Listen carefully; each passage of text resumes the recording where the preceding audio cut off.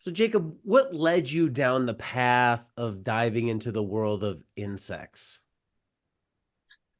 So I grew up in South Dakota, which is surrounded by farmland and agriculture, but I didn't grow up on a farm, but you're always surrounded by it. And I always enjoyed being outside and biology. And so I was one of those undecided bio majors going into undergrad, just enjoyed that kind of stuff, had no real direct, maybe I'll teach, maybe I'll do whatever. And it was just luck should have it.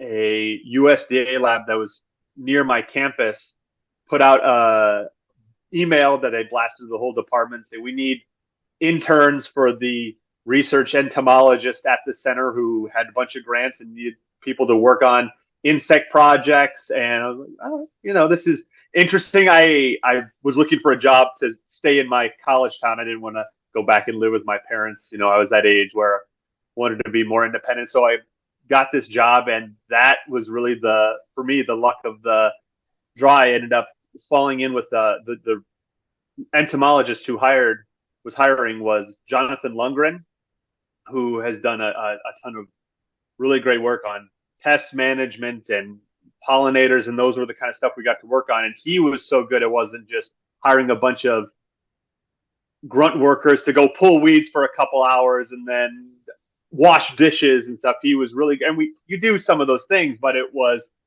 this is why you're doing this stuff and showing us these are the projects we're working on, these are the questions we're trying to answer. And that was the part that I never had, connecting. Oh, there's this whole world of people doing the answering these applied questions in agriculture and in science, that how do these insects serve this role in soybean production, or how do bees serve the role in causing these to be more beneficial. And so I stayed with him that summer and learned an incredible amount of insects, and then stayed on and did some independent research. And eventually he was my master's advisor, and my insect experiences have taken off about 10 and a half years later, where we are now. Yeah, and I think a lot of people, when they think insects in agriculture, the first thought is pests, right? Immediately they Mm-hmm. go to that. Second, it's probably like bees. I think the below ground micro and macro fauna get a lot of credit, but the stuff above ground doesn't. When you look at everything from dung beetles to other little small arthropods, what is the public missing about their role in the ecosystem? So I think, and you get varying degrees of people who are even just as a member of the public who are plugged into the services. But from the general person, it's just you see an insect, regardless of what it is. Oh, this is just a nuisance, right? This is the gross critter scurrying around, regardless if this is something that is a pest in an agricultural system, or if it's something that's providing an essential service. And so I think what's one of the coolest things is the work that I've got to do is almost always the research projects have been on real farms. And so you're getting to uh, go on. Some of the first work that I was able to do during my master's was working on rangelands in eastern South Dakota. And some of these ranchers, they had, the dung patch that the cow leave behind. It's there, and sometimes it sticks around for a while, and sometimes it's gone. And there's really, even someone who's been working that land for a long period of time doesn't have that piece. That's, well, there's this incredible community of things like dung beetles that are breaking apart the pat, burying it, moving it, eating it, and making those nutrients that are in that pat accessible to next year's growth. And uh, helping them make that connection was really fun. On top of them teaching me so much about how they manage their cattle and having it be a give and take relationship, where I'm learning so much about their management practices, but then showing them how that can have a cascading effect to these beetles that they see scurrying around but don't have a great appreciation for in some cases. Yeah, no, you did a lot of work around dung beetles. For people who aren't familiar, can you give us a basic 101 overview of their role in this specific grazing ecosystem? Yeah, for sure. So the most people's perception of dung beetle, it's very abstract. It's the very fun National Geographic. An elephant lays a dung patch, and you've got those beetles that you see on the National Geographic channel that mold into a ball, and you see them rolling them away, and that is incredibly cool. In South Dakota and a lot of the Midwest, there's a really diverse community of dung beetles, but most of them aren't those rollers. A lot of them uh, aren't quite as visible. So anytime a dung pat gets leave, these dung beetles and insects, they have antennae that are incredibly sensitive. And so to us, what smells repulsive and a lot like something we want to stay away from, that is something that they are honed in on. And from a couple minutes after that fresh pat hits the ground, you can see them zooming in and taking advantage of this real ephemeral resource. Dung beetles, when it's so this is where you might not want to be eating at any portion, but when it's wet and fresh, those dung pats, that's when it's most attractive to the beetles. And so they're coming in.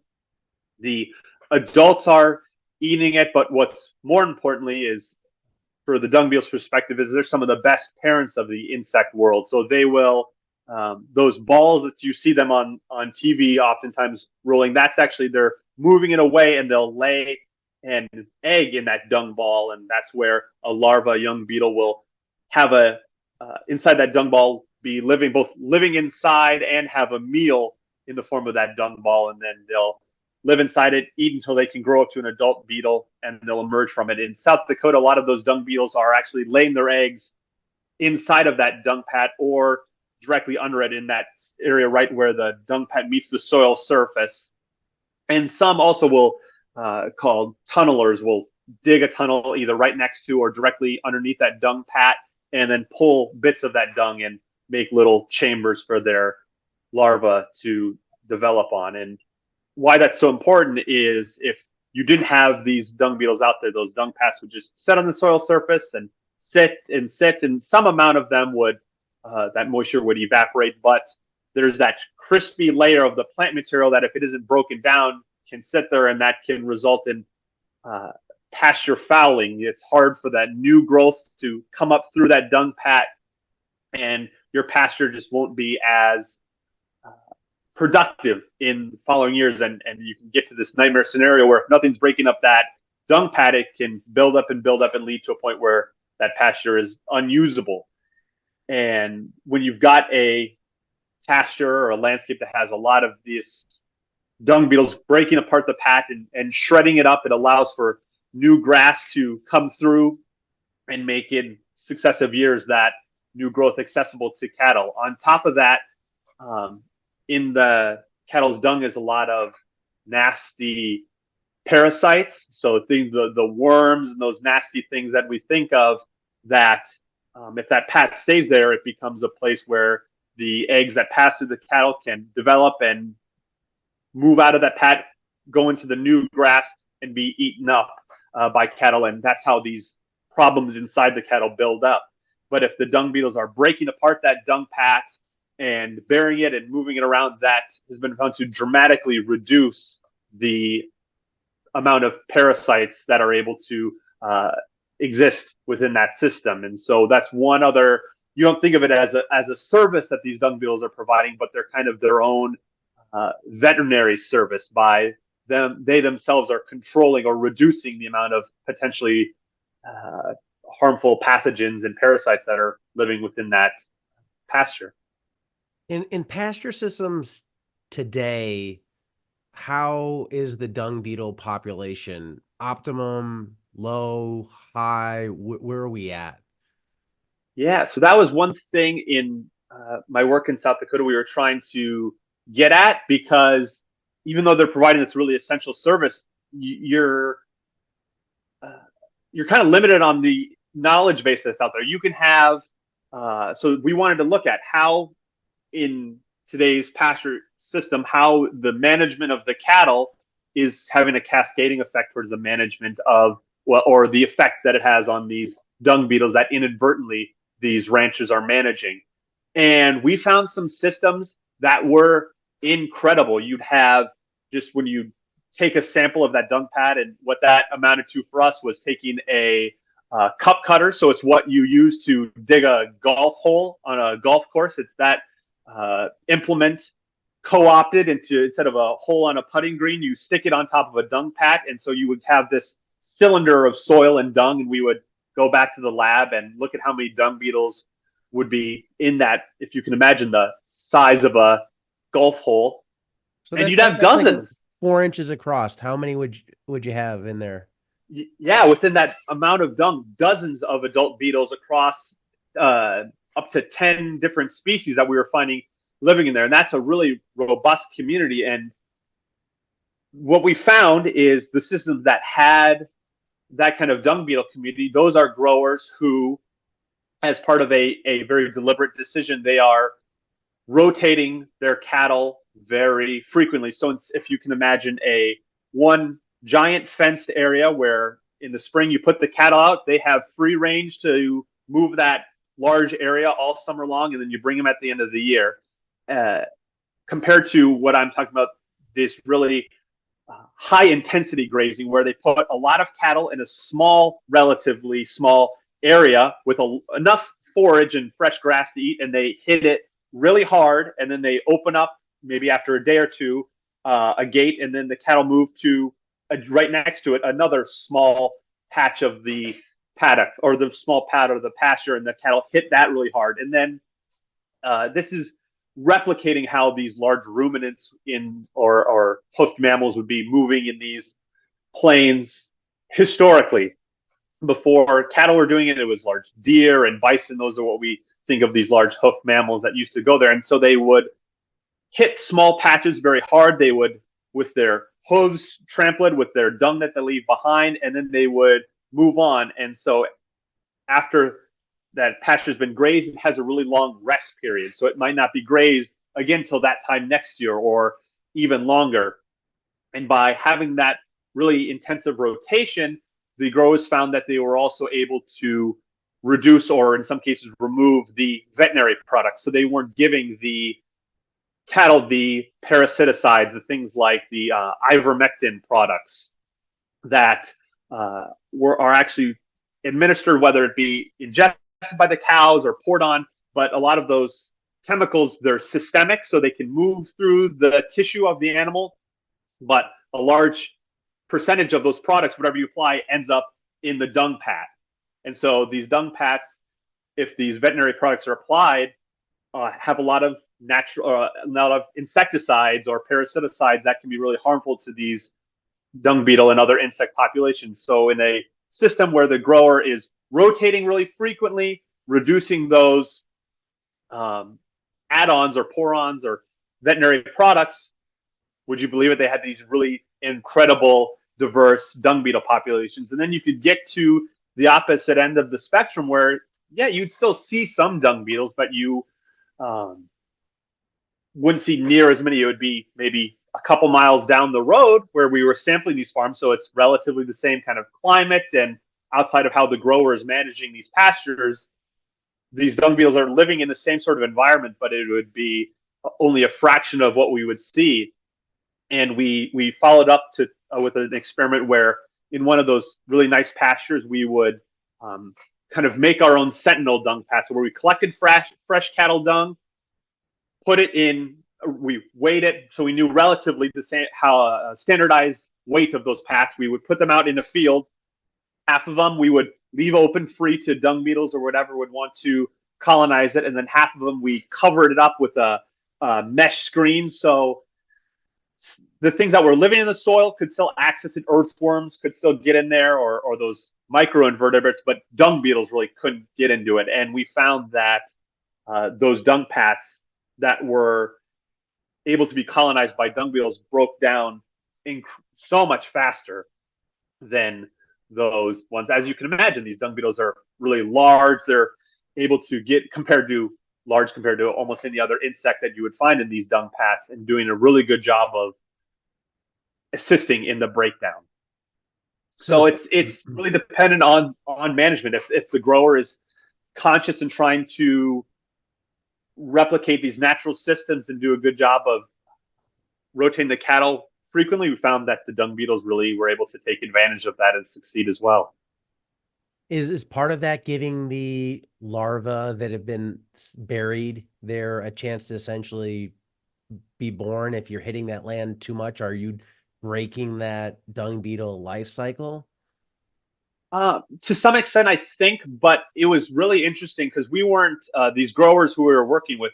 We weren't telling them what they could or couldn't do. We were just reaching out to a bunch of growers and seeing, as part of what our research was, we were trying to see what kind of practices they were doing had an impact on these arthropod communities we were sampling. What we found, it's those growers who were doing that rotation. It was always hand in hand with, they were the ones who figured out they could eliminate or dramatically reduce the amount of those veterinary products they were putting on. And these insecticide or parasiticide residues that we were finding in the dung pats, an adult beetle being large and robust can probably overcome that toxicity. But as with a lot of insects, it's when they're really young. It's when those larvae just emerge from the egg. They're so much smaller. They're so much more unable to detoxify things and handle stressors.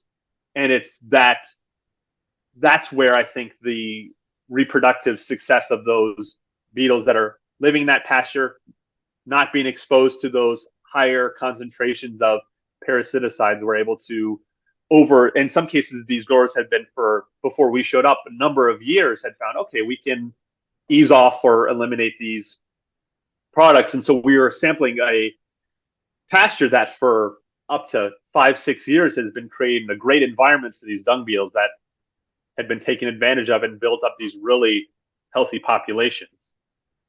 It's one of those things that's very common in life, right? You get so hooked on something, you can't get off. You're hurting yourself in the process. You can't get off of it long enough to let the problem or the pendulum really swing the other way. You back off on the dewormer, you let the dung beetle population build back up, which limits the parasite load, healthier cattle, but it's going from A to B. It's that transition point that I get there's economics involved in that, but that's probably the hard part. Yeah, for sure. And as a grower, you want to take those baby steps. Well, I'll try this part of it, and if it works, I'll do the rest of it.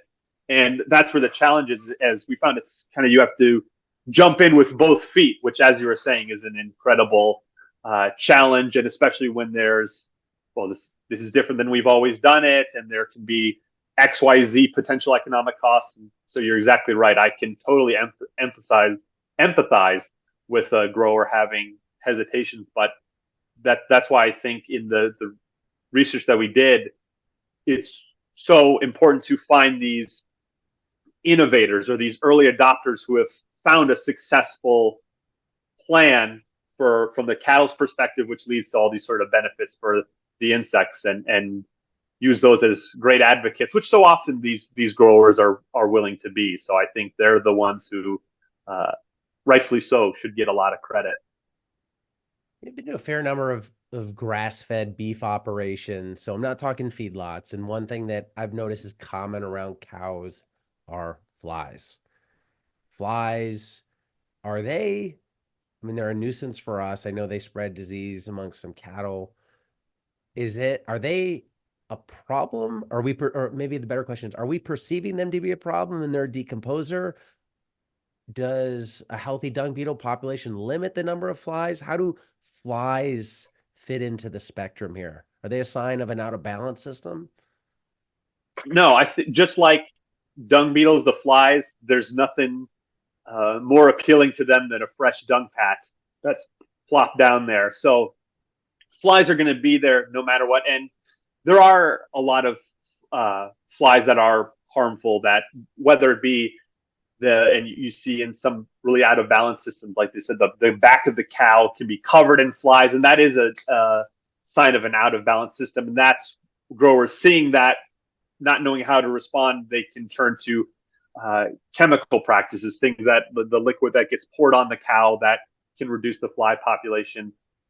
But just like I was talking about the parasitic worms not being able to succeed if there's dung beetles breaking apart the pat, the flies are the exact same way. If you've got dung beetles getting to the pat early on, breaking apart, and that dung pat, it's an ephemeral resource. It's those first couple of days when it's juicy and fresh is when everyone wants to get at it. Once it's dried out and it's a lot of fibrous plant material, that's not a good spot for the flies to lay their eggs. And so if you've got dung beetles breaking apart early, uh, that's less habitat for flies to lay their eggs. And one thing we found that was really cool is if you think of the dung pat, dung beetles being so big and they're equipped with these big digging forearms on their front legs, and they're built perfectly to swim through that dung pat. And what they'll do is create this highway system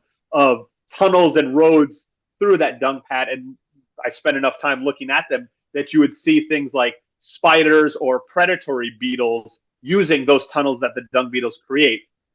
And we found it wasn't just in a system that, as I was talking about, had a lot of good practices as far as rotation and reducing those chemical products, that it wasn't just dung beetles that we saw more of. We saw more of those beneficial insect species, things that if the fly larvae are in that dung pat, they're going to be munched on by spiders, by ground beetles, by rove beetles, all these other insects that are really important to that system. No matter what, if you flip open a dung pat, you're probably going to see some maggots, some of those fly larvae hanging out there. But for every species that has been found to be a problem, that's either transmitting a disease or causing a problem, biting flies to the cattle, there's a lot of species that just use this dung pat as a egg laying habitat, but these are flies that are just kind of neutral within that system from the perspective of cattle management. So that's why it's important to know what's out there. And like I said, oftentimes those ranchers who are actually creating better dung paths from the perspective of the insects were not seeing the same problems with fly populations. Yeah, I thought it was interesting. I was watching one of your presentations you did, and normally I'd see a dung pat and I'd think, whatever it is, 15 inches in diameter, and think, oh yeah, no, that's like mulch on the surface. It's good. But, you're saying, hey, one cow could cover up to 1 square meter per day, can take up to 3 years to degrade. So it's a long time. And I guess it's just like a frisbee, right? You're a dinner plate. You just put it on the ground. You have this thing that gets crusted over. Nothing grows through. You're probably getting some worms and stuff that break down from the underside, but it takes a while to fully break that up. Is the dung beetle then its biggest role in this is a mechanical decomposer? Like it takes that thing that would harden into that solid crust and it breaks it up so it can't form this little plate?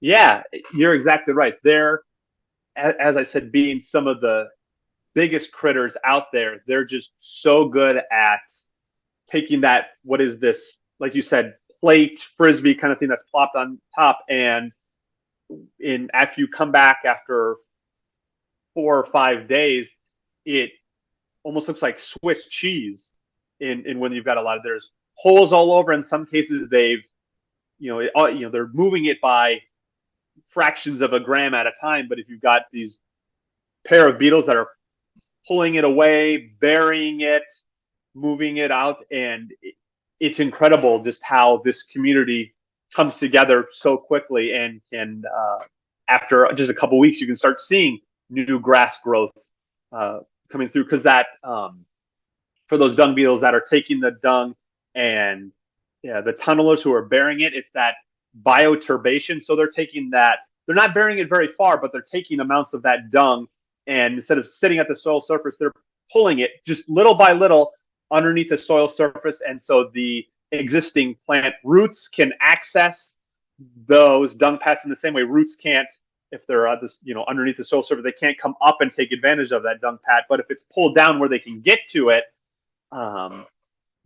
there's so much more of the nutrients that are still within that dung pat from the plant's perspective that becomes accessible to these plant roots or the incredibly diverse microbial community that's living within that soil, and they can access those things, and that leads to the adjacent plant growth to have a leg up in the subsequent season and have so much more access to nutrients. Because if you had those dung patches sitting there and frying in the sun, that's some amount of nutrients that is going to just sit there or be lost to the sun or evapotranspirate. And that's going to be a net loss of carbon, of nitrogen, of all these nutrients to the system. And so for that pasture to be, to use the word regenerative, to have these constant cycles going on where a grower isn't putting on fertilizer in the way that you would a intensive cropping system,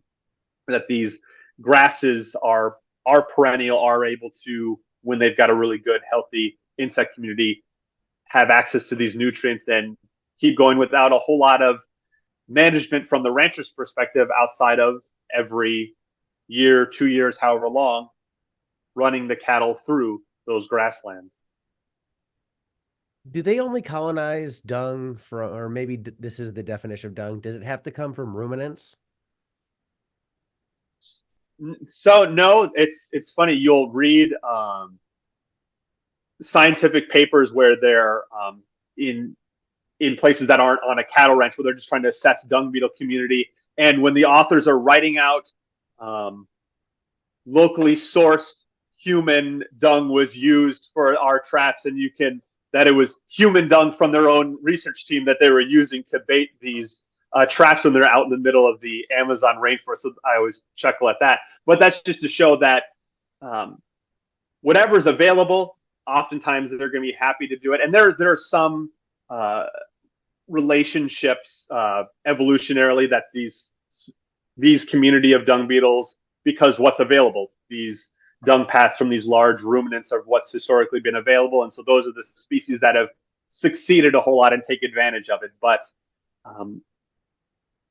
whatever's available, they're more than happy to take advantage of. But when you've got in a pasture 50 cattle that, as you said, can leave up to a meter of dung on the soil surface, there you're not going to find a more reliable source of food than that. Yeah, I was just thinking like horses, things like that, which, we have them out here and there's just Mm-hmm. a lot of people have horse properties and there's so many flies. Yeah, yeah. I've seen in horse dung. I've seen dung beetles in my backyard. If I'm too slow to pick up my dog's poop, every once in a while you'll flip it over and I'll find a dung beetle or two. I'm probably the rare weirdo who's looking at my dog's poop that close. But yeah, they're happy to fly in, and if they can find some dung, they'll take advantage of it. For the farmer that wants to go digging, how big is an adult? So depending on where you are, I'd say like most of your dung beetles are grain of rice to baked bean size. That's what the Okay, things okay. that we can easily imagine, right? But you'll get some that are some of these really, like those rollers, those really charismatic looking ones that are, I mean, the size of your thumbnail. So there's some, as far as the insects that you'll see out there, some of them are pretty good size, but most of them are, again, just a couple millimeters to a centimeter long. You have to go back way, way back in time, when the American plains were inhabited by megafauna, grazing. If you eliminated the dung beetle without a substitute, do you think you'd have those conditions? Like, was that a vital component in the system to help the grass grow, which fed the megafauna to keep them going?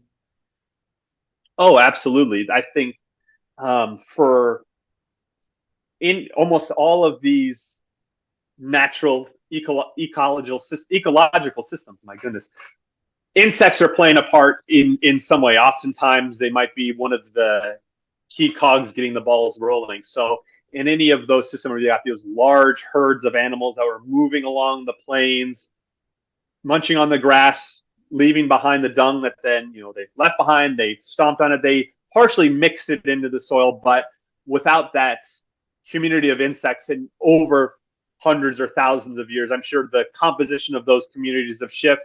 The dung beetles that we were finding in South Dakota, there was a mix of some species that were known to be native to North America. Some were introduced European species, whether it be delivered or just in the colonial times. There were hitchhikers of all shapes and sizes that were moving in, and whether it was deliberate or not. But most certainly there are native species to North America, and they played an essential role in just how they do today in these really nice grassland grazing systems for cattle, sheep, any mammal out there. I get this business probably isn't there, or maybe it is. I don't know. Could you inoculate a system that doesn't have them if you had enough access to the larvae and essentially like reestablish that loop? Mm-hmm. Yeah, so you can find. I just I've never used these services, but you can find folks from like Texas or Florida. You can purchase dung beetles to, as you were saying, inoculate your system. But the introduction of dung beetles that are native to Africa and Europe to Australia and New Zealand is an incredible success story of this. So, if you think of the large fauna of Australia, they're so unique because it's marsupials, right? So there's totally different biology. There aren't sheep, cattle, deer, anything like that. And so as those colonies were established, and what it started as and what we still think of now as a really big commodity is sheep and cattle out there, right? And uh, because sheep dung and the digestive system of these animals was totally different than any other animal that lived out there, they didn't have this dung beetle community to break it apart. And so these growers had this incredible problem with pasture fouling in the early 1940s, 50s, 60s. And it was work of bringing in by the crate load these dung beetle species that they brought in from Africa, from Europe, to do just that, to fill this um, niche of dung breakdown, to break apart dung pats, to allow this bioturbation that they didn't have in Australia and New Zealand. That's an incredible success story. Uh, probably the only reason that the grazing, the sheep and cattle industries of Australia are as successful as they are today is because dung beetles were successfully brought in to do what they do best. It's so cool. It's fascinating what they can do, and you start watching some videos on YouTube of I know some of the rollers of how they navigate using stars and stuff like that. It's Oh just yeah, mind blowing, and they look so cool too. yeah. You see there's some impressive, even in North America. We have a couple with impressive horns and kind of a frill. It looks like almost a dinosaur head the way they've got these arrangements. Yeah, just incredibly cool group of insects that before I started working with them knew next to nothing about. But it's a world that hope one of these days I'm able to do some more projects with again, and uh, do some more dung beetle work.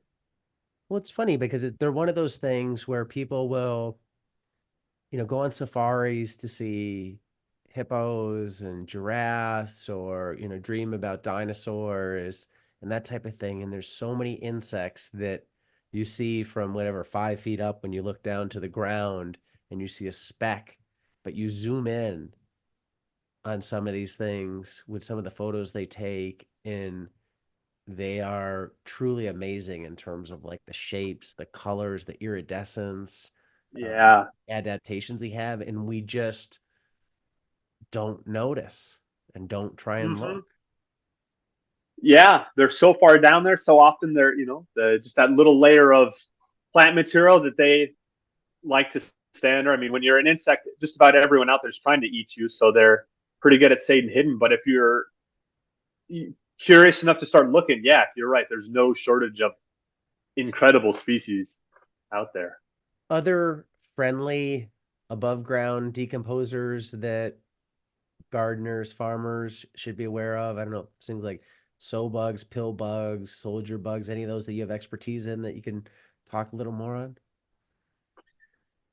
Oh man, I think the one group that's really interesting that I've always found, and it's partially just the numerous services they are, is it's a large group of inside the carabids or ground beetles. So they're this. group of some of them, as I was saying, these really small, nondescript blacks and browns, but again, some of them are really beautiful iridescents, and they are beetles, but they're most of them are adapted. They don't fly; they're not prodigious flyers, but they live at the soil surface, and they provide all sorts of really incredible services from the perspective of someone who's either farming or even in your backyard garden. They can uh, be really effective weed seed eaters. So these are granivory as a service, so eating the little those weeds that have a million billion seeds that are the size of a speck of dust that you bump it and it spreads them all over the place. And after a good rain, you've got a million new weeds coming up. You know, these carabid beetles, there's a lot of species that they can be ferocious weed seed eaters, and they're at the soil surface just crunching and munching through all of them. And they might not eat the whole thing, but they maybe take a few bites of it, and that's enough to break the hard shell of the seed, and that weed won't germinate. And I've been lucky enough to, it was other graduate students' projects, but helping out where we would put out cards of a bunch of, we would under a microscope take these tiny seeds and line them up in a perfect grid. So, okay, in this little card, we know we put 100 seeds out there and we put it out in the field. We maybe cover it with a metal cage so a mouse can't eat it. So only an insect can go through. And after 2 days, you take the card and then you look at it under a microscope, and it's so cool. You can see little bite marks in all those seeds, or some of them where it's totally gone.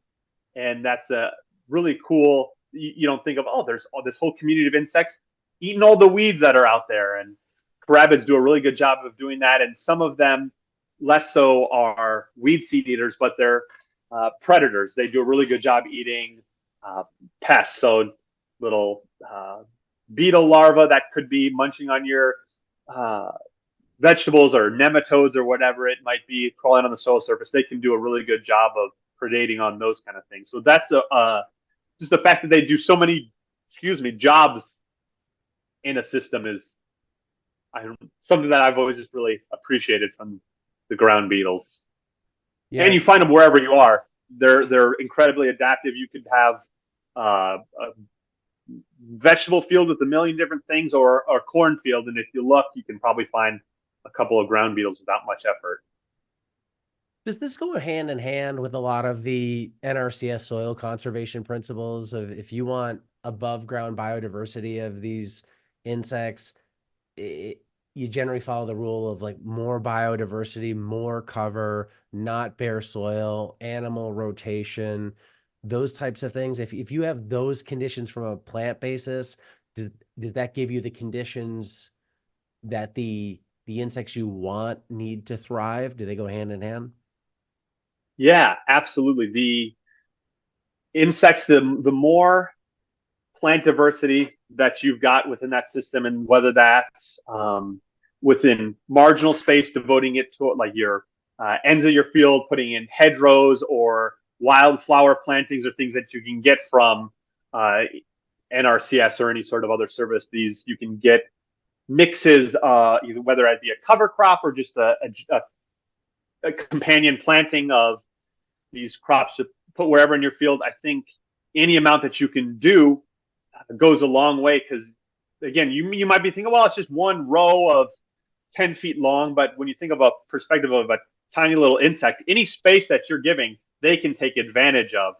And having that cover on the soil surface, you're absolutely right, having that plant material, and so they just are more willing to go out and venture out. They feel safe if they've got something over them, because as I said, every bird that's flying around, every mouse or mole probably would take a bite out of them if they could. So if the insect feels more protected, they're willing to prowl out there more. And a lot of these insects, either at some point in their life, whether it be as eggs or as larvae or as some point in adults, live in the soil, especially that top couple inches of soil. So as you hinted at, reducing the soil disturbance, whether that be really intensive tillage or things like that, either eliminating or reducing that can go a long way in allowing these insects that are living in that soil surface, giving them a better chance to, especially those beneficial insects that usually it takes longer compared to insect pests, which that's what they do best, is building up numbers really fast no matter what we do. And these beneficial insects do take a little bit longer to build up a population until you can start to see the benefits. And if you take care of them, as I was saying, doing these kind of things with more plant diversity, it takes a little bit, but you can be really surprised how quickly these insects that you've never seen before take advantage of the space you're giving them. That just triggered a thought. Since going back to dung beetles, since they're small, that rice to baked bean size, tough for people to see, especially if they don't want to go digging through that fresh dung to see them. Are there indicator species higher up the food chain that feed on dung beetles, such and such type of bird? Like if you see this bird, you see a lot of these birds, you know they're there because they're eating dung beetles. So is there something like that that would say, if you have these, then there's a lot of dung beetles? So I think of, as you're saying, dung beetles are kind of one of those indicator species just because they're so large. And if they're there, a lot of things can take advantage of it. But just kind of anecdotally, when I would be in those pastures that were doing that high intensity grazing and using those regenerative practices, those are the pastures where you would see a lot of just birds in general flying around these grass. Where I was at in the Dakotas, these grassland species that are in bunches of grass, building these tiny little teacup nests that are their laying eggs, and we would come across them and see the adults, picking through the dung pad, and that's not necessarily something you can always rely on, but that's kind of, if you've got a lot of insect life living within that pat, having birds coming in there and with their, just by virtue of being so much bigger, scratching and pecking through that dung pat, all they're doing, and might be snatching a few dung beetles or maybe even some fly larvae on the journey, but they're breaking apart that pat even more. So I think you're absolutely right. The higher trophic levels up you go, higher up the food chain, if you see a whole lot of birds in that system where the cattle were just grazing, that's a great indication that you've got a really healthy insect community that's taking advantage of a really healthy plant and microbial community. Yeah, the interconnectedness of it is so cool. And, Yeah. thinking about these soil health principles, one thing that a lot of farmers have turned to now to keep their soil going year round, cover cropping, that's something you're spending a lot of time on now. What's been your focus there as of late? Yeah. So I guess I never said I currently work for the Rodale Institute at the California Organic Center. So we're based in Ventura County, California, and we're doing applied organic and regenerative practices. And one of the big things in Southern California where we're at, it's a lot of vegetables, and even when they're not in organic system, excuse me, they're these vegetables that have a lot of limits on what kind of pesticides can be applied, when they can be applied. There's a lot of sensitivity to these vegetables as far as herbicide, and weed problems is a huge issue for both conventional and organic vegetable growers. And so one thing we're looking at is to eliminate, or for at the least reduce, the incredible cost of hiring crews to physically remove weeds from these fields, which is in some cases the only solution. Can you grow a cover crop? So whether it be a grass species, or, and what we're doing is a lot of diverse with mixes, so a couple different plant species. Can we grow it?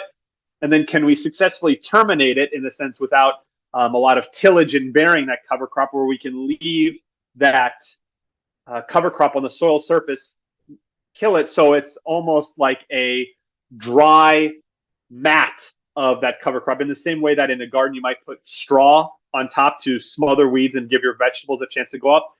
We're doing something just like that, but instead you've got this living mat, or what was living, that you've knocked down on your field, and then you can cut through that either with some sort of mechanical implement that's cutting a small furrow through that dried cover crop that you can put your vegetables in, or if you're doing transplants on a small enough scale, just taking a shovel, cutting it through, and sticking in your vegetable transplant and using that as a cover for weeds, at least giving your veggies a head start to um, not have as much competition with weeds, on top of the other benefits that having those cover crops growing before your vegetable. That's a lot of living roots in that system that we found helps with water infiltration. We took measurements on the temperature and moisture of the soil around those veggies, and as in a lot of places, but Southern California, the water usage is an especially big concern from everybody, but especially growers. And we found that after an irrigation, whether it be from us irrigating it with drip tape or from a rain event, that those beds that had that cover crop mat, they're staying with a higher moisture content for a longer period of time without being having that direct exposure of to the sunlight. So there's that physical barrier from the sun to the soil surface. Those soils are staying a little bit cooler and not drying out quite as fast. And so there's all sorts of benefits on top of the really large reduction in one experiment that we had last year where we were planting a couple of different vegetables, some squash, peppers, and eggplant, with and without cover crop beds that cover crop mulch that we terminated on the soil surface. And it was orders of magnitude lower weed pressure that we saw. But it wasn't no weeds, right? I don't think you can ever find a system that is perfectly weed free, but the amount of weeds, if you looked on those beds, and there were some chunks for when we had farm tours or just to take cool pictures of, where we never did any sort of mechanical weeding at all. And you can barely see the pepper transplants trying to come up from this just massive green compared to this cover crop mulch that it's the only thing green coming up for those first couple of weeks, which is so important for those new transplants to put down roots and really get established on top of all the other stresses and challenges of being out there in the field. Yeah, for termination, is it like a roll crimp, or are you mowing it down? Yeah, so that's what, and one of the, as I mentioned, trying to terminate your cover crop without tillage is a big nebulous challenge. And one implement that we're using is the roller crimper, exactly. And for those who don't have an idea of it, the best I do is in like the Looney Tunes cartoons, those big cement rollers, those cylindrical things that would flatten pavement. It's like one of those at the back of a tractor, but it's got these bevels to it, these blades that aren't necessarily sharp, but as it rolls, it's that really fine spot where a lot of pressure is pulled. So as it's rolling over a crop, the tractor knocks it down and it crimps or puts all that pressure right where that plant is coming out of the soil surface. And the idea that would be crimping it and killing it at that point. So it stays on the soil surface and dries on the top there and serves as a physical barrier while keeping whatever benefits of those, having those, as I said, living roots in the soil, those relationships and interactions with fungi, with microbes that were already existing, hopefully holding on to those and creating a more fertile environment for your veggies or whatever you've got growing next to go in there. So it kind of can be the best of both worlds, not without pitfalls. In a lot of cases, you've got to have very good timing because any cover crop can be difficult to terminate in this way. If it's too large and you waited too long, it could be hard for even that roller crimper being really heavy to successfully terminate your cover crop. And if you waited too long, that cover crop, if it's a grass like an oat or a rye, it puts out seed in the same way that it would for a farmer who's growing it for a grain crop. But if we're too slow to terminate it, those seeds mature, they drop down, and there's that cover crop regrowth. And you could have more oats coming back from the seed heads that you didn't terminate quickly enough. In the same way, if your soil is too compacted or too dry, it can be hard for your roller crimper to go through and successfully terminate it. So it is a challenge, and that's one of the things us out here is trying to piece together that right combination of practices, get the timing right, get for a grower in Ventura County especially, but hopefully these are some practices or at least bits and pieces of it can translate to wherever a grower is if they're interested in trying some of these practices. Is this the future of organic? And like what I mean by that is I know you've done work on defining regenerative farming operations and trying to quantify that.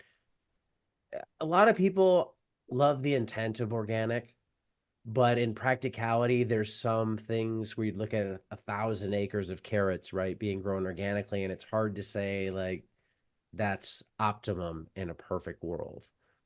Mm-hmm. And I mean, there's obviously economics at play and growers have to make a living, that type of thing. But is this where you think organic is headed, into this more regenerative realm where it's organic plus, if you will? Yeah, yeah, that kind of, and again, you can talk to five different people who would probably give you five different definitions of what does regenerative mean, and you're right, it is difficult to really get everyone to agree on. And I know there are government entities that are, as we speak, holding meetings and trying to really tease out what, from the perspective of a grower, from the perspective of researchers, what does it mean? Because if someone's trying to, as you said, not just have the certified organic stamp, but have a certified regenerative stamp, there's got to be some sort of standard and some sort of practices. And I do think as those are becoming more desirable from the consumer, because that's a lot of the time I've found that a grower can be wanting to do these things, but there's nothing more powerful in motivating a grower to make a change if it's something that their customer is asking for. Oh, is this grown under regenerative practices? Oh, is this done in way XYZ? If the grower's hearing that, they're going to be more interested in doing it. And so I think you're absolutely right. As things like climate change are going to make uh, precipitation more difficult to predict. You have in California years and years of really nasty drought that's caused all sorts of problems. And in the last couple of years, um, there's been in the spring reliable rainfall, and but it's been in some cases these weather events where it just dumps an incredible amount of rain in a very short period of time, which has its own set of problems, fields flooding, um, erosion, because you've got all that water and then it's being drained out and you're pulling the topsoil, you're pulling that really nutritious, uh, fertile top of the soil away into the canal, into the ocean, and the grower is losing that. And that's even though it's hard to wrap your mind around, but that is some amount of money that the grower is losing in the form of that topsoil leaving. And so to have these reliable set of practices that a grower can trust. Oh, I can do this cover crop in the spring. I might be a little late getting my veggies out, but it's something that's putting living roots. It's something that when I get rain, the water, it infiltrates into my soil better. I don't have, puddling in my field. I don't have water between my raised beds. Instead, it's going into the soil. And when I put my vegetables in for those months in June and July and August where there's no reliable rain, there's at least deep down where those roots can go, there's more moisture and there's more of that rainfall from the spring that I was able to capture. So I think there is clear advantages that the grower can see on top of kind of these services that we've been talking about a little bit, growing these cover crops. The ones that we have on our field, if you go out there now, it's things like oats or field peas and things like that. But if you go through, you can find lady beetle larvae on tons of those. And those lady beetle larvae are eventually going to pupate, become adults. Sure, some are going to leave, but if I'm a grower, I go out there and I see that, hey, that's potential biological control I'm getting in my system. These lady beetles, I'm always having growing plants out there. I've always got habitat for them. They, forgive me for anthropomorphizing a little bit, but they are learning this is a good spot to hang out. And this is a good spot where they want to continue to lay eggs because there's a reliable, not just source of pest insects to eat, but lady beetles and a lot of these beneficial insects that we think of really good predators are actually omnivores, just like us. They love a sweet, delicious treat. And so nectar or pollen from flowers can be a really important part of their diet. And if you've got things that are flowering or things that are producing resources for them all year round, they're more than happy to stick around, even if you don't have a pest problem or have pests existing out in your field. Yeah, it's a good answer. Rodale spent the past, I don't know how long they've been around, 80 years, maybe years, Yeah. something like that, educating about the benefits of organic practices, and they've made organic, I'll call it, it's probably a household word at this point. Everybody's going to know what that means. Yeah. Where do you think regenerative is? People listening to this show are into that stuff. Like regenerative Mm-hmm. practices, they're all about it. They want to do it, practice it. But I think if you went to a farmer's market and you told most customers, I grow with regenerative practices, if Chipotle put that sign up in their store or a beef company put it on their label at Walmart, I think most people are like not even noticing it. Or if they do notice it, they're Mm-hmm. not going to know what it means. You're at Rodale, and I know you don't know everything, but is regenerative the next thing? Is there a push towards making that more of a household term? Yes, I think definitely there's, um, and again, a little bit biased because a lot of the growers that I interact with are the growers who might already be organic or are transitioning to organic, or are wanting that next step or wanting to do as many of these things as they can. But there is this big push, and as we kind of talked about, I think the growers who are trying to do this genuinely, right? There can be a degree of, from a larger corporate structure, of that greenwashing, right? That we do these with regenerative practices in mind. Well, and you're right, you could just every fifth year you can grow a cover crop and then do everything else the same. And we were regenerative practices were used, and you can be to some degree cynical, but there's a huge amount of growers who are genuinely trying to care for the land that they manage to produce the best product for their customer base. And I think it's just getting a defined set of practices. So this is okay. We are reducing tillage. And what is that, as an example of one practice that would be most likely deemed as regenerative? Okay, so does that mean not, defining, we don't disc more, or we don't till more than 2 times a year. We don't go beyond X inches deep, and we don't use implement XYZ, right? Kind of identifying those kind of practices, and you'll, as I said, you'll get a lot of different opinions on what is the right or wrong way to do it.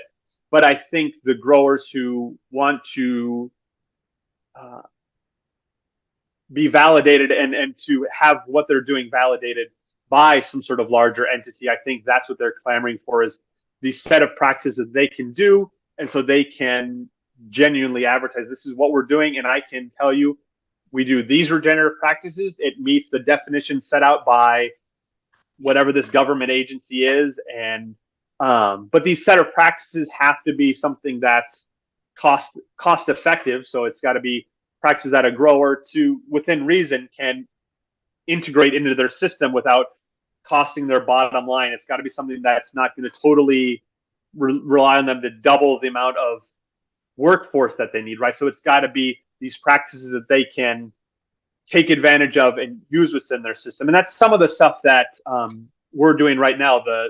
All the research that we're doing is organic, but in that experiment that I said, the bare soil would be kind of conventional organic, that it's just growing these vegetables organic, physically hoeing the weeds and getting rid of them, and doing stuff without a whole lot of other consideration, and comparing that to the more regenerative side. And we're not doing all of the regenerative practices into a full system, but a lot of the projects that we have right now is taking a practice such as doing a cover crop before your cash crop, and really trying to tease out what kind of ecological benefits does the grower see? How does that stack up to benefits to crop growth, to cash crop yield? And I think as we get more and more information, we can start to put these things together and do more of these large scale research projects, these large scale demonstration farms where you can visit and you can see this is what a real deal regenerative system, integrating animals, putting a lot of crop diversity. This is what it looks like. And I think um, for us is what we're starting to do is find those, as I kind of mentioned, those cattle growers, those innovators, those early adopters who have seen the benefits to, and it might have been as innocuous as an avocado grower who was worried about erosion because they're on a hill where their grove is.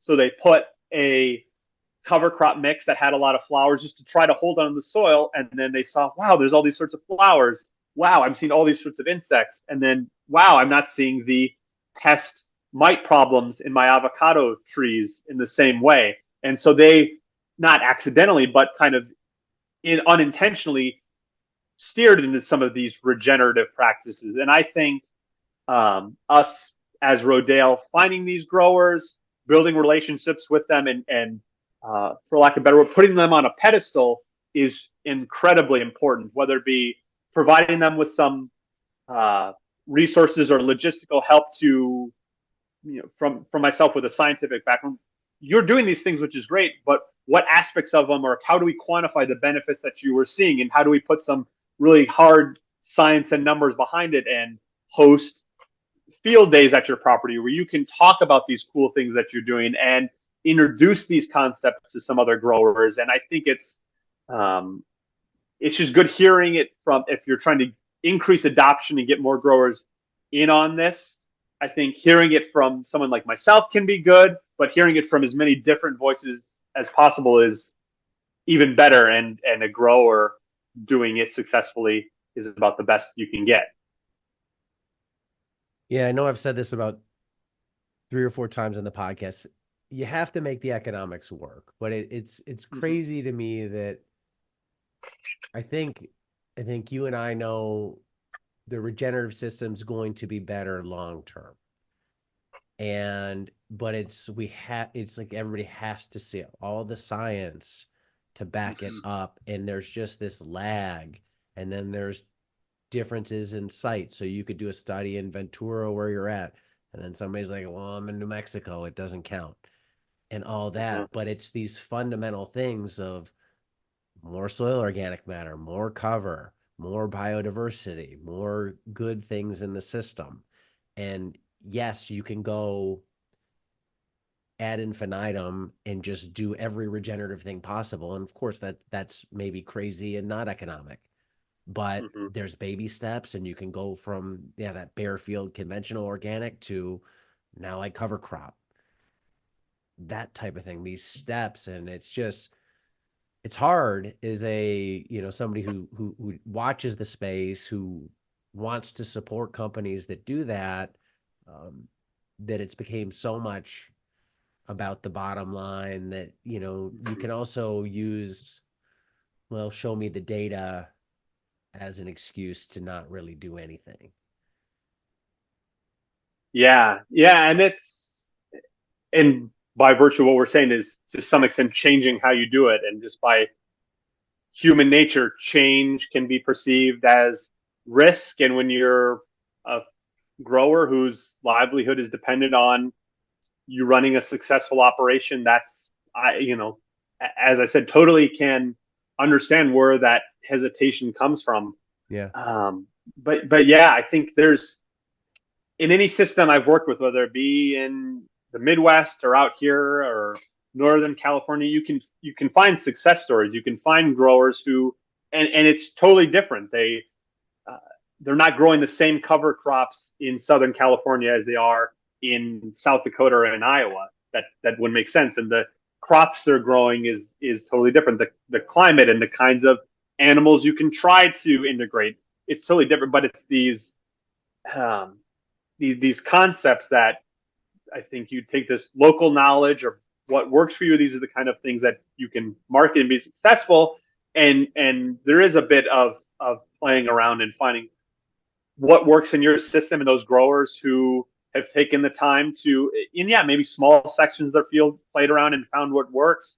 When you talk to them, they say, "Oh, I, this is the best way to do it. I would never go back. I do it this way now because I've totally removed the fertilizer, the need for fertilization or any sort of bringing in any input at all to your system. I can just use these natural pest control. I can use natural soil fertility for my cover crops and from mulching or from composting. And it's, yeah, really cool when you can find those examples. And, yeah, there wouldn't be so many people doing it if you had all these pitfalls that were, things that just didn't work. Nope. It just has to be tweaked a little bit. Yeah, based on what you've seen, what you know, is there one practice within regenerative that you think is a no-brainer? So I think the practice is to keep something alive on your soil all year round.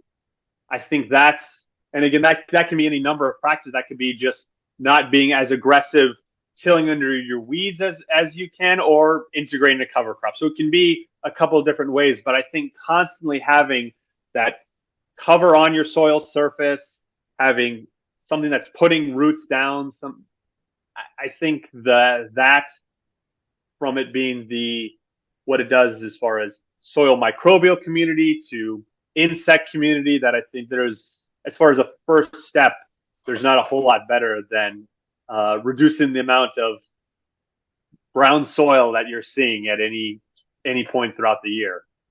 I think goes a long way. Absolutely. For growers listening to this who aren't familiar, what types of services can Rodale provide? Yeah, so it's on the website. There's a incredible amount of just resources as far as knowledge, right? There's, as you mentioned, been for decades doing organic and cover crop research. So there's all sorts of resources for just anyone curious about learning more.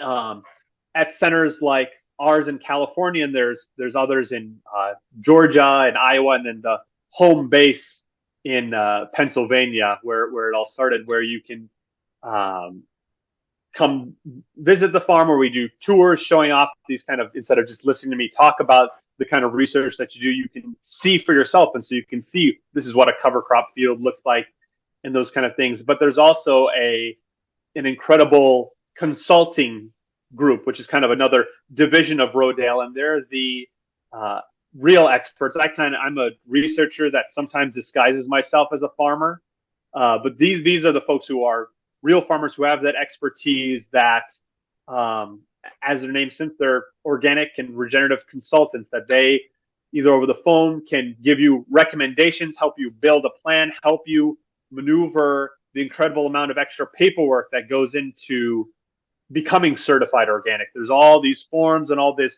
record keeping that for uh, even someone on top of it can be overwhelming. And so they can offer some, oh, this is how we do it. These are some helpful templates to do that. Or if it's deemed appropriate, come to your site, offer you some on your farm consulting, give you recommendations. And in some cases, Rodale has kind of an amount of funding that, if it works out, to provide some sort of either financial assistance or technical assistance. This is someone who, you could, if you're a grower who's trying to do a no-till planting, well, that we have some equipment, maybe a no-till drill that one of the consulting team, if it works out, can let you rent that piece of equipment for the day and let you seed instead of you buying that big piece of equipment, which can be a real hesitation. Well, growers, well, I'd love to do this, but I can't justify spending all this money. And if Rodale can help with some equipment rentals or some technical expertise, well, this is how we do it. This is how we grow the cover crop. This is how we do the technical aspect as far as termination. It's easy for me to say, well, you terminate it, right? But actually getting there and helping you do it, there's all sorts of really awesome stuff that the consulting team does, which if a grower is interested, I say they're the first group of people to call, because they have an incredible knowledge base to pull from, and have helped tons of folks make that switch, or help guide them through that transition period to becoming organic or integrating more regenerative practices into what they're doing. Yeah, it's a knowledge that's so invaluable. And I want to thank you for coming on today to share your knowledge, some of the things you've learned in the past 10 years. So thank you so much.